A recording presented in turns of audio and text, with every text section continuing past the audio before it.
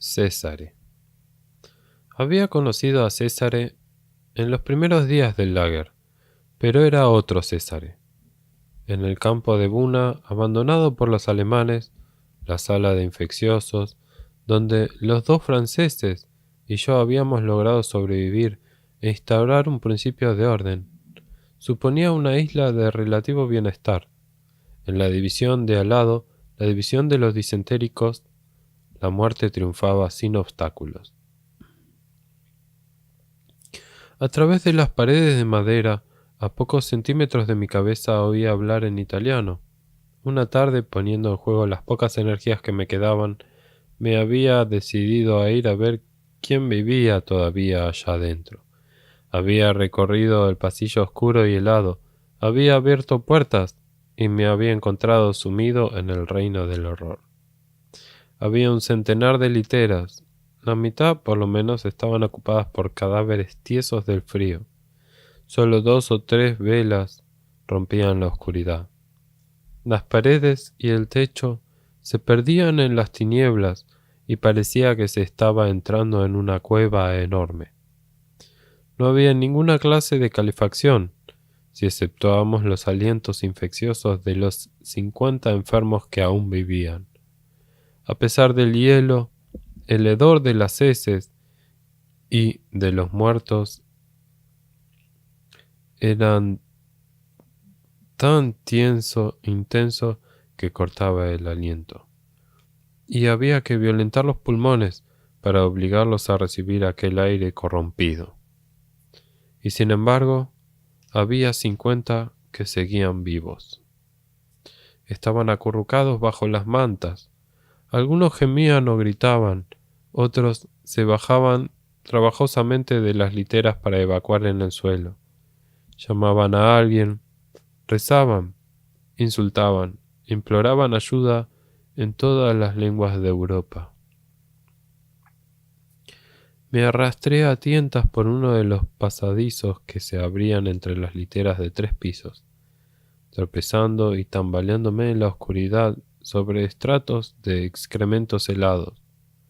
Al oírme, los gritos se redoblaban. Manos ganchudas salían de entre las mantas, me cogían por la ropa, me tocaban frías la cara, intentaban cerrarme el paso. Por fin llegué hasta el tabique divisorio al fondo del pasadizo y encontré lo que buscaba. Había 2 italianos en una litera, abrazados en un ovillo para defenderse del hielo, Cesare y Marcello. Conocía bien a Marcello, era de Cannareggio, el gueto antiquísimo de Venecia. Había estado en Fossoli conmigo y había pasado a Breno en el vagón continuo al mío.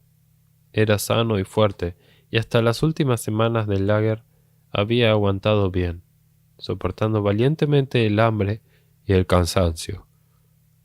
Pero el frío del invierno lo había vencido. No hablaba ya, y yo, a la luz de la cerilla que encendí, pude reconocerlo apenas. Una cara amarilla y negra por la barba, todo nariz y dientes, los ojos brillantes y dilatados por el delirio, fijos en el vacío. Poco podía hacerse por él. A Césare apenas lo conocía, ya que había llegado a Buna desde Birkenau unos meses antes. Me pidió agua antes que comida. Agua porque hacía 4 días que no vivía, y la fiebre lo quemaba, y la disentería lo vaciaba. Se la llevé junto con las sobras de nuestra sopa, y no sabía que estaba echando las bases de una larga y singular amistad. Su capacidad de recuperación debía ser extraordinaria, pues lo encontré en el campo de Bousice 2 meses después, no solo restablecido, sino casi rozagante y despierto como un grillo. Y sin embargo había sobrevivido a una aventura más que había sometido a duras pruebas las naturales cualidades de su ingenio, consolidadas en la terrible escuela del lager. Después de la llegada de los rusos, también él había sido cuidado en Auschwitz, y como su enfermedad no era grave y su naturaleza robusta, se había puesto bien enseguida, incluso un poco demasiado pronto. Hacia mediados de marzo, los ejércitos alemanes derrotados se habían concentrado en los alrededores de Breslavia y habían intentado una última y desesperada contraofensiva en dirección de la cuenca minera silesiana. Los rusos habían sido cogidos por sorpresa, tal vez sobrevalorando la iniciativa del adversario, se habían apresurado a preparar una línea defensiva. Necesitaban una larga trinchera antitanques que atravesase el valle del Oder, entre Oppeln y Gleiwitz. Los brazos escaseaban, la obra era colosal, la necesidad urgente, y los rusos proveyeron a todo ello, según sus hábitos, de manera extremadamente expeditiva y sumaria. Una mañana, hacia las 9, los ejércitos rusos habían bloqueado inesperadamente algunas de las calles de Katowice. En Katowice, como en toda Polonia, faltaban hombres. La población masculina en edad de trabajo había desaparecido, prisionera en Alemania y en Rusia, dispersa con las bandas de partisanos, asesinada en el campo de batalla, en los bombardeos, en las represalias, en los lagers, en los guetos. Polonia era un país de luto, un país de viejos y de viudas. A las 9 de la mañana no había en las calles más que mujeres, amas de casa con las bolsas o la carretilla en busca de víveres o de carbón por tiendas y mercados. Los rusos las habían puesto en filas de 4 en 4 con la bolsa y todo. Las habían llevado a la estación y expedido a Gleiwitz. Al mismo tiempo, 5 o 6 días antes de que llegase yo con el griego, habían rodeado de repente el campo de Boguzice, daban gritos como caníbales y disparaban tiros al aire para atemorizar a quien intentase disentir. Habían hecho callar sin muchos miramientos a sus pacíficos colegas de la Kommandantur, que habían intentado oponerse tímidamente.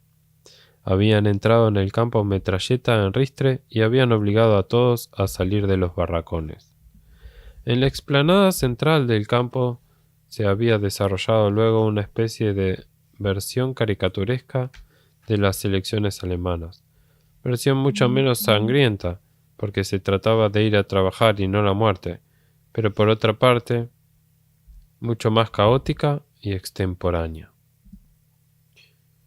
Mientras tanto, algunos soldados iban por los barracones a sacar de su nido a los renuentes y los perseguían luego en una carrera loca, como en un gran juego del escondite.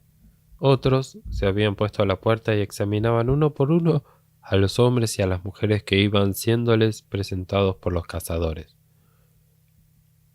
o que se presentaban ellos mismos espontáneamente.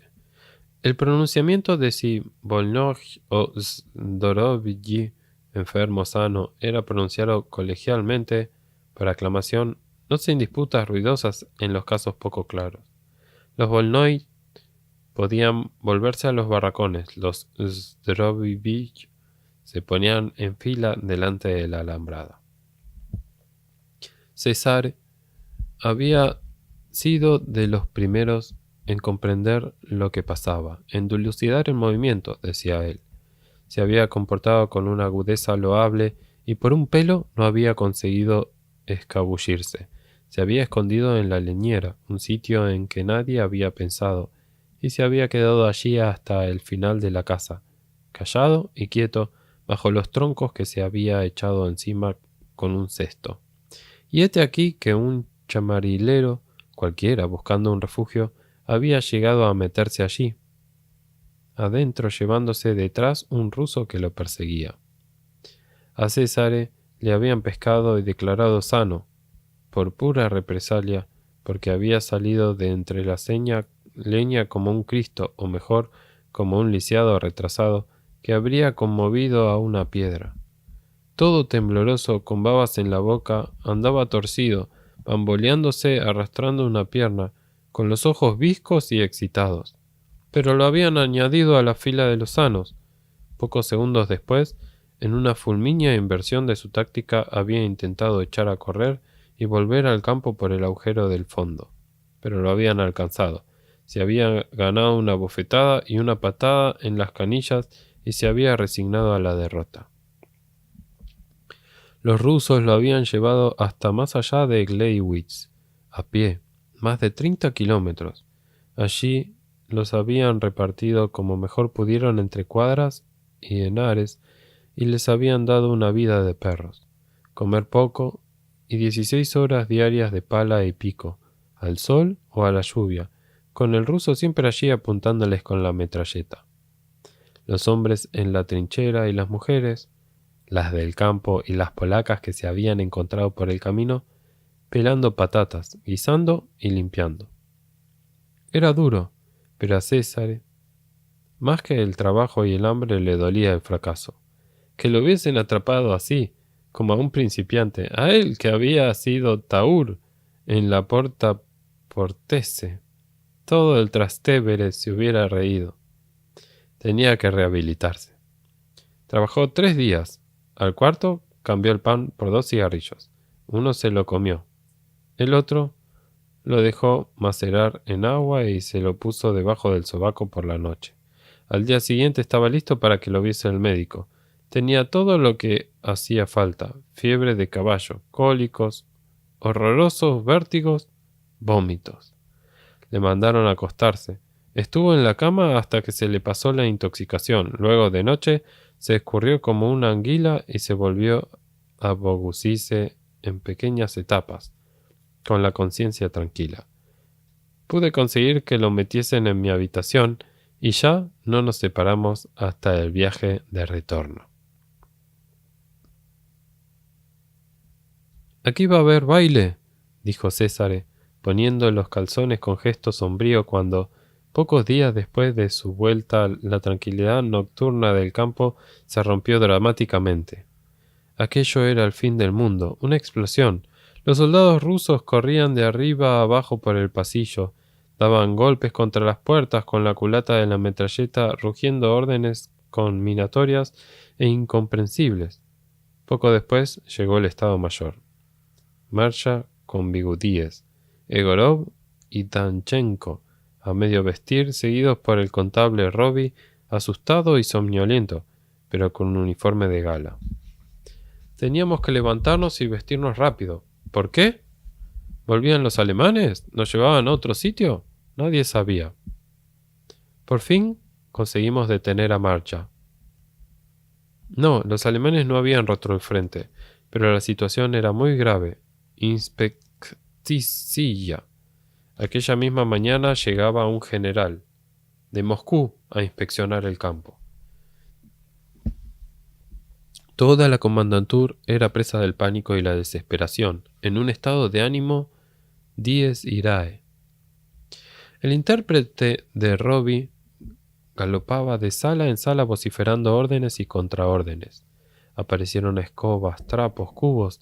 Habían movilizado a todos. Había que limpiar los cristales, hacer desaparecer los montones de basura, barrer los suelos, sacar brillo a las manillas, quitar las telarañas. Todos se pusieron a trabajar, entre bostezos y maldiciones. Dieron las 2, las 3, las 4.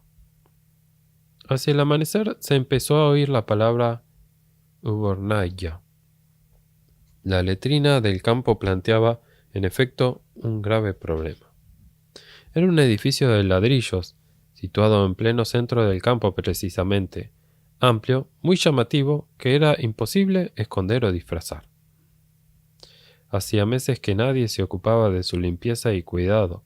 En el interior el suelo estaba cubierto por un palmo de porquerías estancadas, hasta tal punto que habíamos echado en ellas piedras grandes y ladrillos, y, para entrar, teníamos que saltar de uno en otro, en precario equilibrio. Por las puertas y las grietas de los muros, los líquidos pútridos se vertían al exterior, formando un arroyuelo fétido que atravesaba el campo y se perdía en el valle por entre los prados. El capitán Egorov, que sudaba sangre y había perdido la cabeza por completo, escogió un grupo de 10 hombres entre nosotros y los mandó al lugar con escobas y cubos de lejía y con el encargo de limpiar aquello. Pero un niño podía entender que 10 hombres, aún provistos de los instrumentos apropiados, y no solo de escobas, tendrían que emplear por lo menos una semana, y en cuanto a la lejía, ni todos los perfumes de Arabia habrían bastado para purificar aquel lugar. No es raro que del choque de dos necesidades resulten decisiones insensatas, cuando lo más sabio sería dejar que el dilema se resolviese por su propio peso. Una hora después, cuando todo el campo zumbaba como una colmena desasegada, el equipo recibió orden de volver y vimos llegar a todos los 12 integrantes de la jefatura llevando maderas, clavos, martillos y carretes de alambre espinoso. En un abrir y cerrar de ojos, todas las puertas y ventanas de la escandalosa letrina estuvieron cerradas, atravesadas por tablones, selladas con tablas de abeto de 3 dedos de espesor, y todas las paredes hasta el techo fueron cubiertas por un ovillo inextricable de alambre espinoso. El honor estaba a salvo. El inspector más diligente no habría podido materialmente meter allí las narices. Llegó el mediodía, llegó la noche, y no había rastros del general. A la mañana siguiente se hablaba ya un poco menos de él.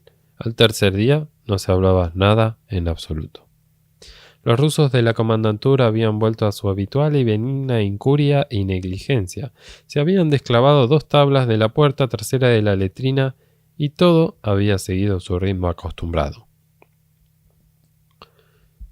Unas semanas más tarde llegó el inspector.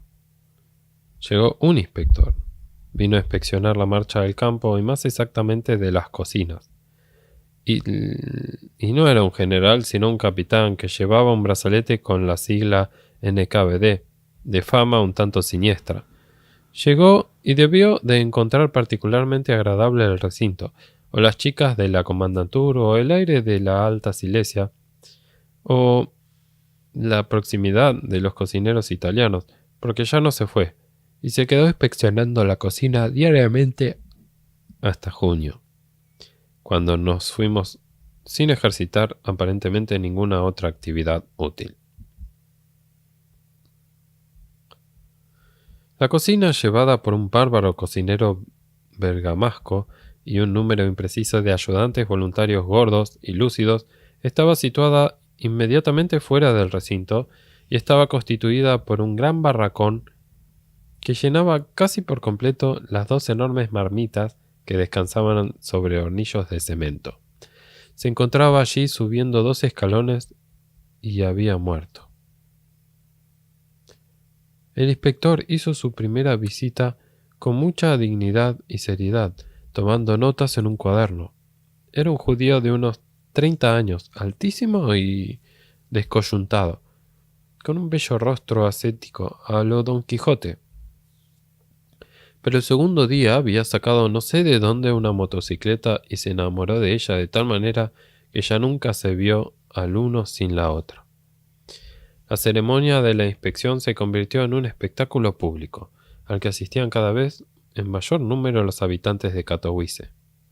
El inspector llegaba como una tromba hacia las 11, frenaba de golpe con un estrépito horrendo y apoyándose en la rueda anterior hacía dar a la posterior un giro de un cuarto de círculo. Sin pararse se lanzaba hacia la cocina con la cabeza agachada como un toro que embiste. Subía los 2 escalones con brincos temerosos. Describía 2 ochos apresurados, con el tubo de escape abierto, alrededor de las marmitas. Volaba de nuevo escalones abajo, saludaba militarmente al público con una sonrisa radiante. Se curvaba sobre el manillar y desaparecía, envuelto en una nube de humo glauco y de estrépito. El juego continuó sin tropiezos durante varias semanas. Luego, un día, no aparecieron ni la moto ni el capitán. Este estaba en el hospital con una pierna rota, aquella en las manos amorosas de un cenáculo de aficionados italianos, pero pronto se los volvió a ver en circulación. El capitán había mandado adaptar una mesita al cuadro y tenía apoyada sobre ella la pierna enyesada, en posición horizontal. Su rostro de noble palidez había alcanzado una felicidad extática. Así, aparejado, reasumió con ímpetu apenas disminuido sus cotidianas inspecciones.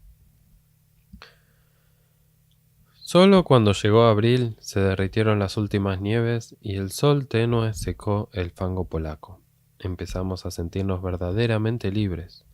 César había ido ya varias veces a la ciudad e insistía en que lo siguiera en sus expediciones. Me decía, al fin, a superar mi inercia.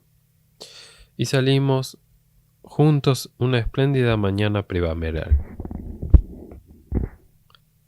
Por iniciativa de César, que estaba interesado en el experimento, no salimos por el agujero de la alambrada.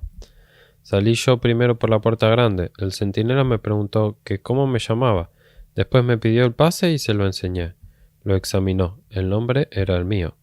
Doblé la esquina y a través de la alambrada le di a César el trocito de cartón. El centinela le preguntó cómo se llamaba. César contestó Primo Levi. Le pidió el pase. Efectivamente, aquel era su nombre. Y César salió de manera completamente legal.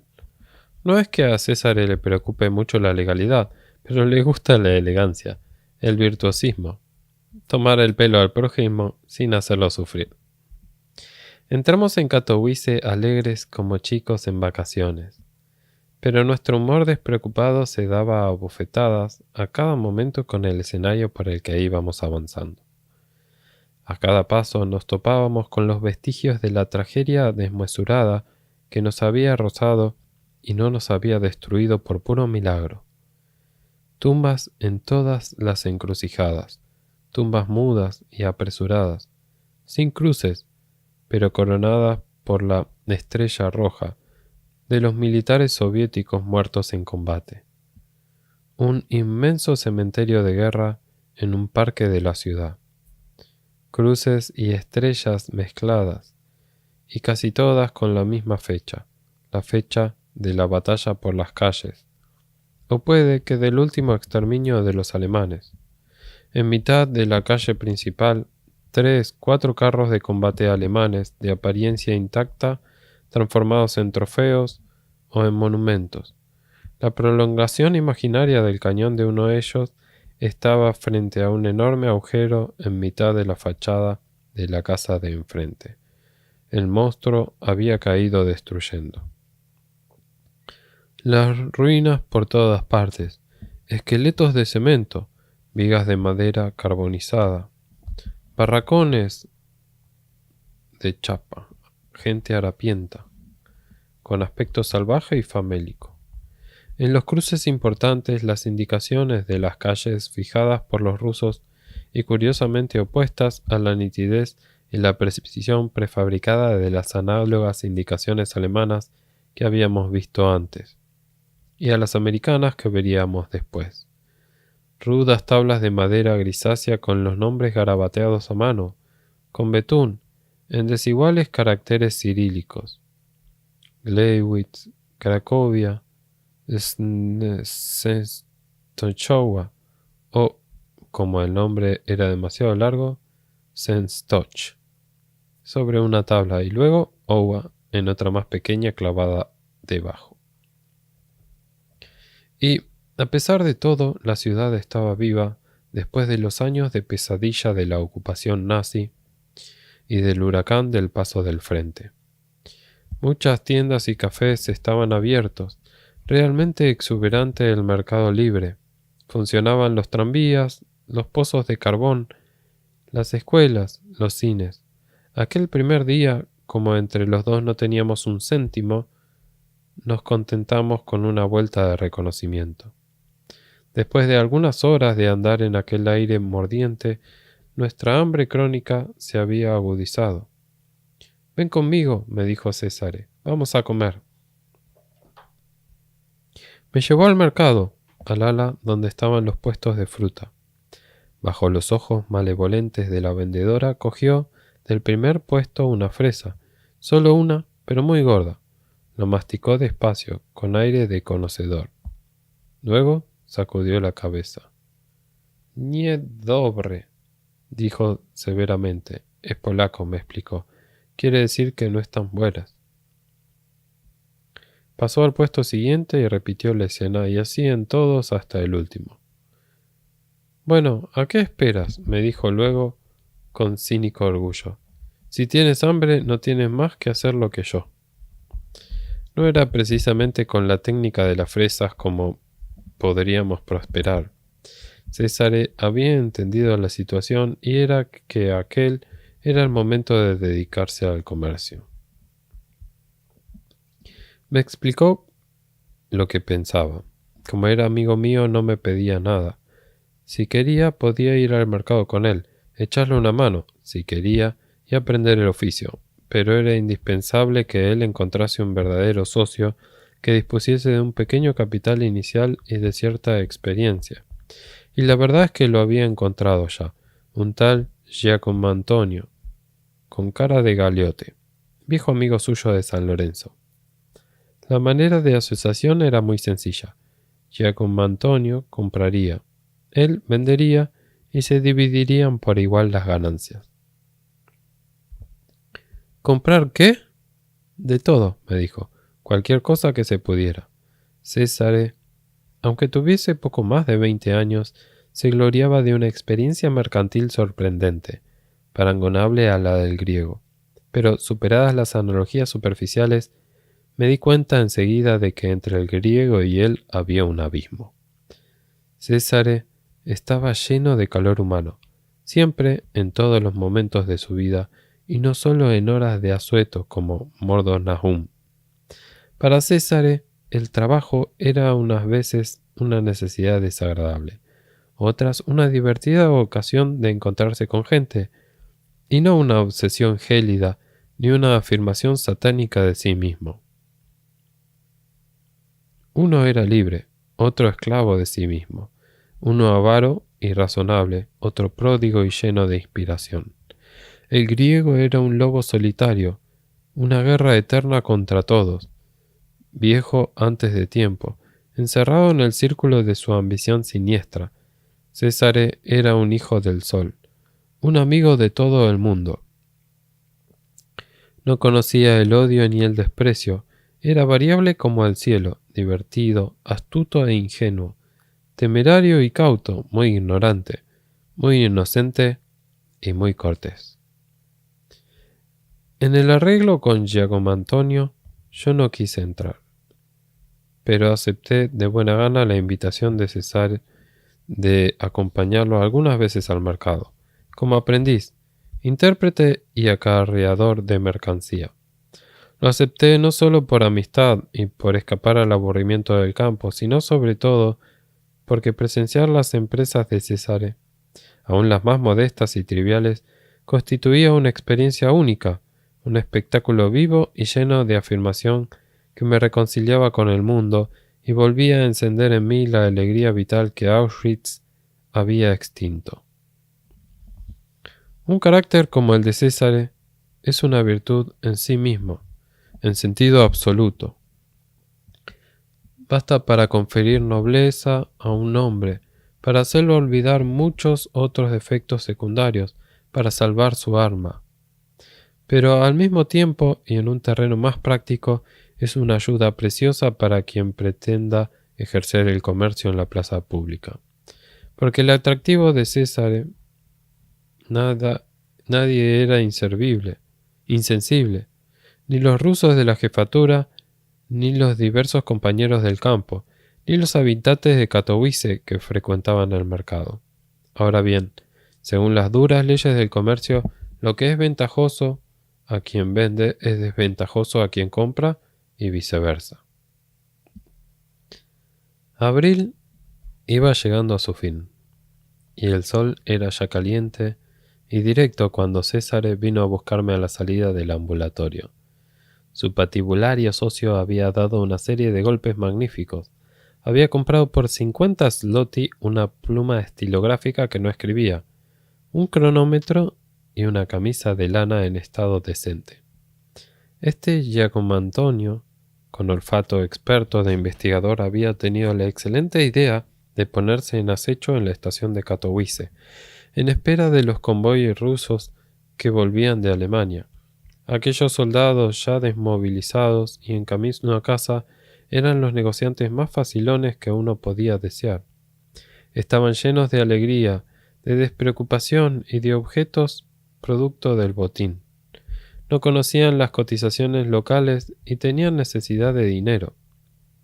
Por otra parte, valía la pena pasar unas horas en la estación, aún sin ninguna finalidad utilitaria, solo por asistir al extraordinario espectáculo del Ejército Rojo que volvía a su patria, espectáculo a un tiempo épico y solemne como una migración bíblica, y agitanado y variopinto como un viaje de saltimbanquis. Se detenían en Katowice larguísimos convoyes de carga destinados al transporte de los soldados. Estaban preparados para viajar durante meses, tal vez hasta el Pacífico, y hospedaban sin ningún orden y por millares a militares y a civiles, a hombres y a mujeres, a exprisioneros y alemanes, que eran ahora prisioneros y demás mercancías, muebles, ganado, máquinas desmontadas, víveres, material bélico, escombros. Eran verdaderos pueblos ambulantes. Algunos vagones iban ocupados por lo que parecía un núcleo familiar, 1 o 2 pares de camas matrimoniales, un armario de luna, una estufa, una radio, sillas y mesas. De un vagón a otro iban tendidos cables eléctricos que procedían del primer vagón, en el que había un generador. Servían para el alumbrado y al mismo tiempo para tender la ropa interior que se ensuciaba de carbonilla. Cuando por las mañanas se descorrían las puertas, en el fondo de aquellos interiores domésticos aparecían hombres y mujeres a medio vestir, con largas caras somnolientas. Miraban a su alrededor trastornados, sin saber en qué punto del mundo se encontraban. Luego bajaban a lavarse con el agua helada de las bombas hidráulicas y daban vueltas ofreciendo tabaco y hojas del Pravda para liar cigarrillos. Me fui, pues, al mercado con César, que se proponía revender, tal vez a los mismos rusos, los 3 objetos arriba descritos. El mercado ya había perdido su carácter primitivo de feria de las miserias humanas. El racionamiento se había abolido, o más bien había caído en desuso. Del rico campo de los alrededores llegaban los carros de los campesinos con quintales de manteca y de queso, huevos, pollos, legumbres, azúcar, fruta, mantequilla. Era un jardín de tentaciones, un desafío cruel a nuestra hambre obsesiva y a nuestra falta de dinero, incitación imperiosa a buscarlo. César vendió la pluma al primer intento por 20 zlotys. Sin regateo, no tenía ninguna necesidad de intérprete, hablaba solo italiano, o más bien dialecto romano, o más bien la jerga del gueto de Roma, constelado de vocablos judíos distorsionados. La verdad es que no podía hacer otra cosa porque no sabía más lenguas, pero sin que él lo sospechase, esta ignorancia le favorecía muchísimo.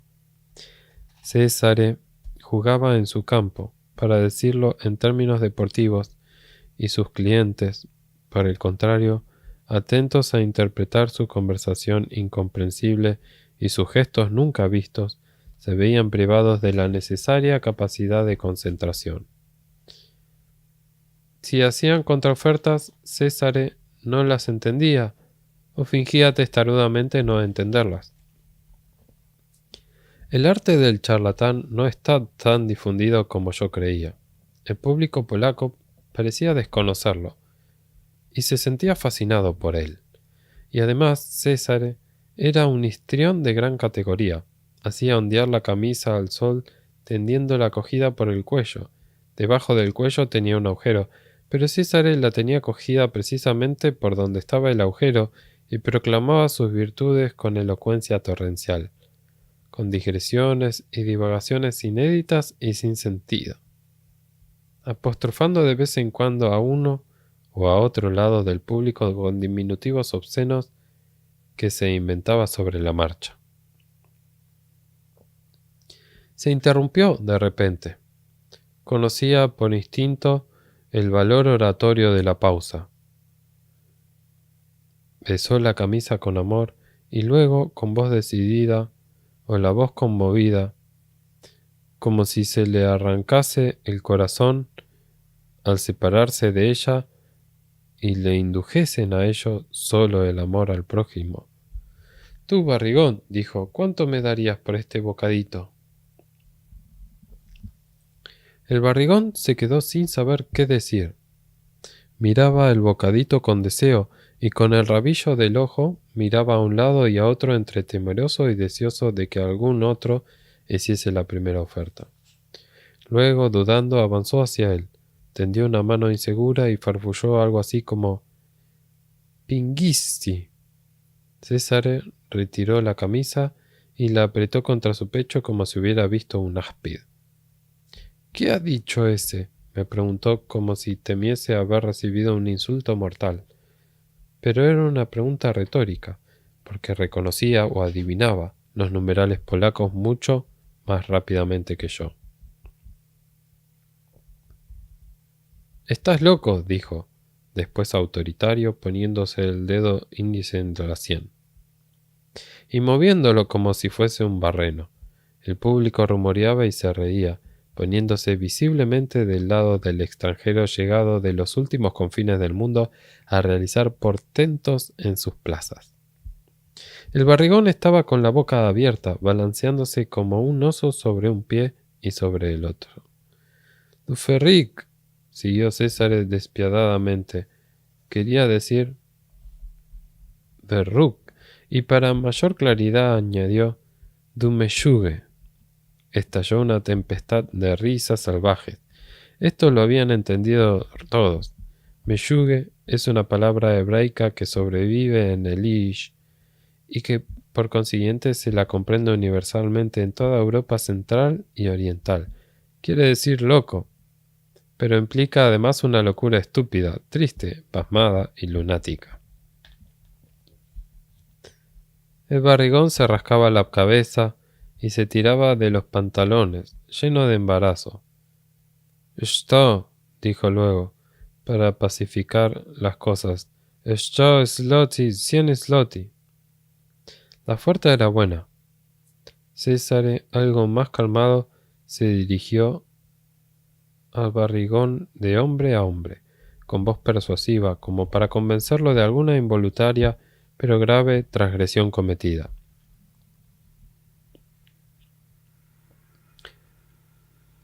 Le habló largamente con el corazón en la mano, con emoción y confianza, diciéndole: «¿Ves? ¿Te das cuenta? ¿No estás de acuerdo?» «Esto es Lotzi», respondió el testarudo. «Este parece de Capurcio», me dijo César. Luego, como acometido por un cansancio repentino y en un intento extremo de llegar a un acuerdo, le puso la mano en el hombro y le dijo maternalmente: «Mira, compadre, no me has entendido bien. Vamos a ponernos de acuerdo. Me das esto», y le dibujó 150 con el dedo sobre la panza. «Me das Stopingisiu y te la pongo en la grupa. ¿Te parece?» El barrigón resoplaba y decía que no con la cabeza, con la mirada baja, pero el ojo clínico de César había captado ya la señal de la capitulación, un movimiento imperceptible de la mano hacia el bolsillo posterior de los pantalones. «Anda, vamos, llévate este pignonce», lo urgió César, pero no dejar que se desinflase el globo. La pignonce, la palabra polaca de grafía tan complicada, pero de fonética tan curiosamente nuestra, nos fascinaba a César y a mí. Fueron por fin casadas, y la camisa colocada, Pero inmediatamente César me arrancó con energía de mi estática admiración. Compadre, vamos a largarnos antes de que se huela en el agujero. Así, por miedo de que el cliente descubriese el agujero demasiado pronto, nos largamos, o sea, desaparecimos, renunciando a colocar el invendible cronómetro. Fuimos con digna lentitud hasta la esquina más cercana. Luego le dimos esquinazo con la mayor rapidez que nos permitían nuestras fuerzas y regresamos al campo por caminos poco transitados.